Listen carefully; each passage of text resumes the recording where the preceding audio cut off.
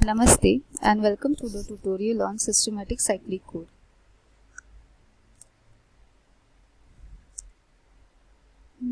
Let's see how the systematic cyclic code can be represented. If you observe here the vector v, which represents the code vector, is made up of the parity check vector and the message vector d. So if you here the bits from the R0 to Rn minus k minus 1 represents the parity check bits, and the bits D0 to dk minus 1 represents the message bits. So here if you observe, they are placed systematically. That means the positions of the parity check bits and the message bits are fixed, and hence they called as a systematic cyclic code as they are represented systematically. So in the polynomial form, the parity check polynomial can be represented as shown over here for the message polynomial d of x. This is nothing but the remainder of the division x raised to n minus k d of x divided by generator polynomial. Here n represents the length of code vector and k represents the length of message bits. So if we perform this division, this term we can rewrite as x raised to n minus k d of x is equal to the product of quotient along with the generator polynomial with a modulo 2 addition with parity check polynomials. Therefore, the code polynomial v of x is given by x raised to n minus k into d of x modulo addition with r of x. Let's go with an example. Here let's find out a systematic code word for a message with 1001 if the generator polynomial g of x for the 7,4 cyclic code is given to us. So here n is equal to 7 and k is equal to 4. N is nothing but the length of a code vector and k represents the length of a message vector, that is d, which is of 4 bits. So therefore the message vector d can be represented in the polynomial form as shown over here by multiplying these bits as in coefficient with the respective position terms. We will get the d of x as 1 plus x cube. If you observe, this represents the d0, this next 0 represents the d1, the third 0 here represents the position of d2, which is getting multiplied with x square, and the last term, that is a 1, represents d3, which is getting multiplied by x cube. So it means that the terms x and x square are not present in the polynomial form, whereas the term 1 and the x cube are present when we are writing the polynomial. So therefore let's calculate the next term, that is x raised to n minus k d of x. So that is coming out as an x cube plus x raised to 6, which we can rewrite as a x raised to 6 plus x cube. Now we will use this factor to find out the parity check polynomial by dividing this factor with the generator polynomial. We will find out a remainder of that division, and that is nothing but our parity check polynomial. So let's start with the division.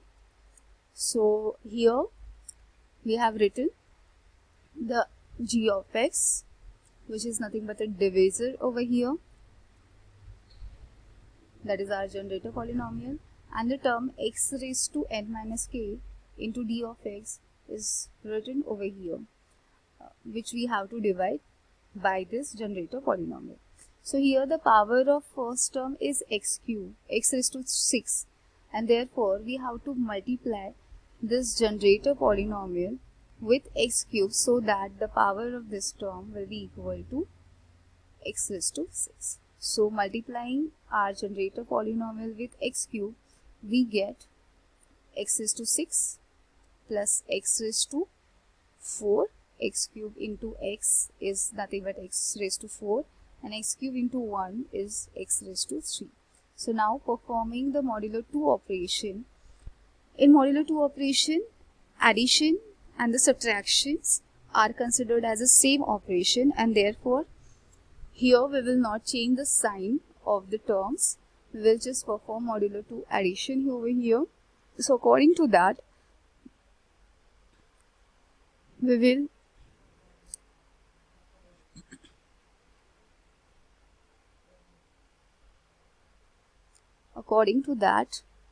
the term x raised to 6 will get cancelled out, and similarly the x raised to 3 terms will also get cancelled out, and therefore we will have x raised to 4 as a result of this modulo 2 addition.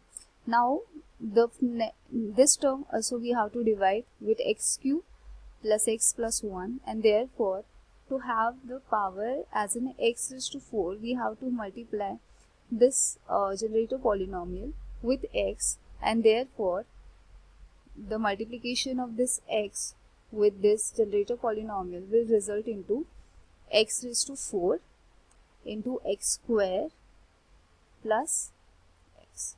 So x raised to 4 plus x square plus x is now we are going to use to perform modulo 2 addition with the x raised to 4. So therefore here again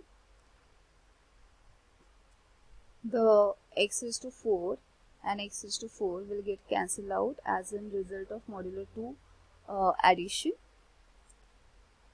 and therefore the resultant term will be x raised to 2 plus x. As the power of this term is lesser than the power of generator polynomial, and therefore further division will not be possible. So this represents our remainder for the division x raised to n minus k into d of x divided by g of x. So this is our remainder polynomial. This term represents quotient, which we are going to discard in this process, and therefore by considering only this remainder polynomial, we will write our parity check vector. So by considering the coefficient of each term, the parity check vector is nothing but 0, 1, 1. So we will consider this parity check vector along with our message bits to form our vector code. So therefore the vector code in the format as we have discussed earlier for the systematic cyclic code word. First we will write the parity check bits, and then we will write the message bits. So therefore our code vector is nothing but 0, 1, 1, 1, 0, 0, 1. So here you will observe the first 3 positions are occupied by our parity check bits, and the next 4 bits are occupied by our message bits. So the total length is equal to 7 for the code vector as it is expected. So this is how we can find out the systematic cyclic code vector. Similarly, you can self-try this problem for finding out the systematic cyclic code for all the possible 16 combinations of message bits by using the generator matrix, a generator polynomial 1 plus x cube. Thank you.